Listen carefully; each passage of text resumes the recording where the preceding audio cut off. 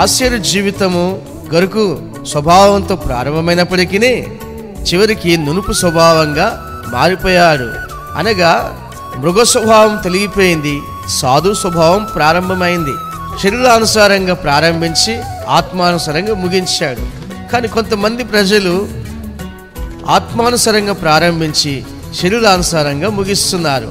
వారి జీవితంలో ఆశీర్వాదాలు పొడగొట్టుకోవడం జరుగుతుంది, కానీ ఆశీర్వాదాలు పొందుకోవటం అనేది జరగదు. కానీ ఆశీర్ జీవితంలో అలా జరగలేదు. ప్రారంభంలో శాపగ్రస్తమైన జీవితం. శాపాన్ని పొడగొట్టుకోవడానికి పశ్చాత్తాపము అతనికి ఎంతో ప్రాముఖ్యమై ఉన్నది.